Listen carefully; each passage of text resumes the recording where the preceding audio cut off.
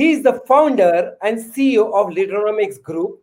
His name is Roshan Thiran. Welcome, Roshan. Yep, glad to be here. He is a tech and HR tech disruptor across Southeast Asia. He has a show called Tech Talk Fridays, which I watch it very regularly, where he comes with our dear beloved friend Karamjit Singh from Digital News Asia. Welcome, Roshan, on the grand 50th celebrations of Linkpreneur Stories. And nice to have you back because he was one of our speakers on the show. Good to be back. Hey, Kush, good to see you. Hey, Roshan, it is absolute pleasure to see you and meet you again. You've done so much of work, and I have to also mention one more thing, guys. He's a social entrepreneur, has been just running Bounce Back Summit, which had gone phenomenally well. I think, Roshan, great work there. Love the spirit that you brought in with the Bounce Back. Now, let's quickly jump into investors. I know this has been a very big topic. You know, people, startups, SMEs, large businesses, they want investors. Yeah. So I would love to hear it because you are coming from a tech background as well, but L&D as well. So it's service and product both. Do you see investor interest going anywhere beyond tech? It is. I mean, there is, especially in the last couple of months, there was this excitement in the startup stage because the government was supposedly going to match through this program called MySafe. But last week, I was just informed that the government says there's no more funds and they're not going to give. So a lot of startups are very frustrated. But it's not just tech startups, right? I mean, the fund was essentially for anybody who collects $1 from an investor. The government will match 50 cents. That was kind of the promise, at least. Unfortunately, it's probably not coming to fruition. But that created a lot of spur, not just in the tech space, because there's a lot of startups that are looking at automation, and looking at certain areas that may not necessarily be tech related, but maybe repeatable transaction. Because when you look at tech, what they mean is scalable. What they mean is something that essentially where you build something and then you let it go, it kind of repeats itself. But there's transactional businesses that are getting some sort of. The investors are looking at it at a broad portfolio at this point in time. You see, so I think there is interest.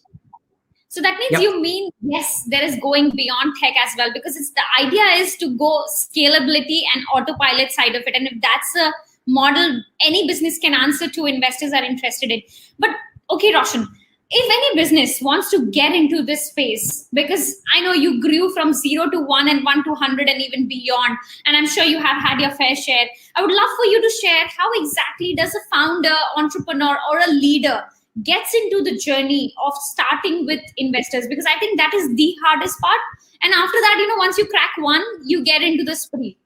Yeah, no, and I'm still struggling, right? I mean, we're we're doing our Series A at this point in time, so we are in the midst of talking to investors and VCs and a whole bunch of folks ourselves.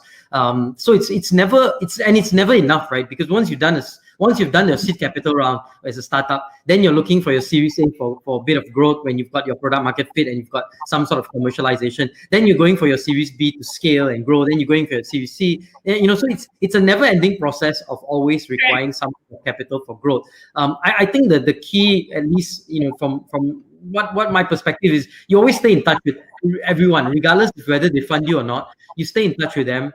And you keep them updated, on and off. We give updates. I mean, I do a weekly sort of newsletter. So they and we put them on board of the newsletter, so they kind of see, hey, Leaderonomics is progressing. Oh, now they are a tech company. Oh, they've got 4 or 5 different apps.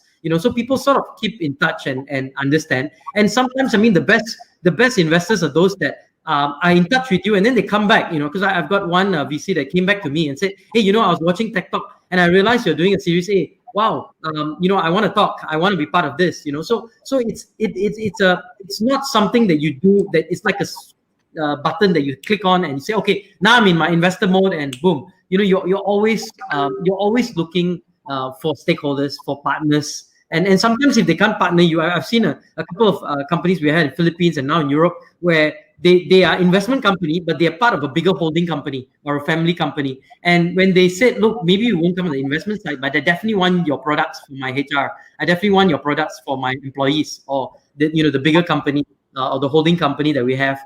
So that can be an opportunity in itself. So always look at it as I'm building partnerships with these different investors or stakeholders, as we call them.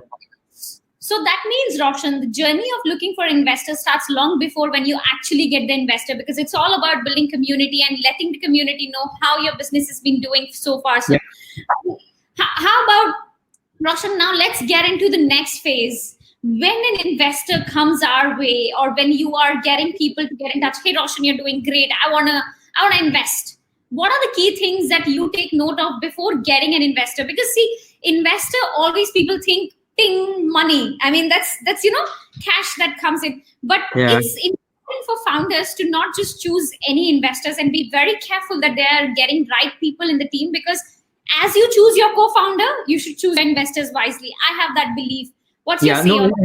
I went through that, right? I mean, when we first had our original investment in 2008 as a social enterprise, right? So I didn't really care, because to me, I'm setting up an NGO, we're doing social work. Who cares? Anyone wants to pump me the money, that's great. But what happened is control transferred, right? And when control transfer and we want to do the right thing, that investor who was controlling us at that point in time, at least for 10 years, they had different ideas on what we were supposed to do, including the need for profitability, the need for dividends, and so on and so forth.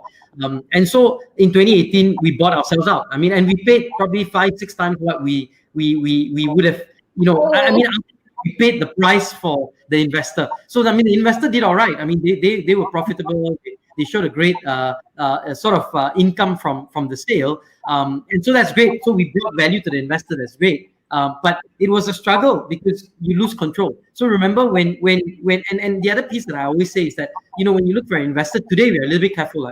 We look for an investor that not just brings money, right? Also brings in strategic sort of, allows us to do strategic stuff that we want to do, whether it's strategically getting involved in a new place or helping us to build market access, or build this, a couple of the European VCs that we're talking to right now. One of the things, we're making them compete for us, right? We say, look, I know, great, you can open the doors for Europe. That's got to be one requirement. You must do that, because if not, I'm not going to. But it's not your money. I want also the market access to your European companies. And a couple of them say, look, we also very big in the US, and we're going to bring a brand out to the US. So when you look at that, you say, okay, strategically, money's great, but on top of that, what else can they bring in as a partner? Because we view this as a partnership. That's why it's a long-term game, Absolutely, because I think one of the key things that investors can bring in, either they bring in the network or they bring in their skill set. Let's say if you're looking for someone from a tech background and a tech investor comes in, or you're looking for someone from the community side of it and they bring in. But at the same time, Roshan, we talked about this aspect, but let's look at the company aspect. How do you do the valuation side of it? How did you value?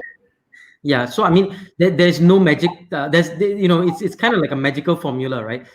Because valuation is something. If you have something that you built and it's personal to you, you have a belief that this is worth so much.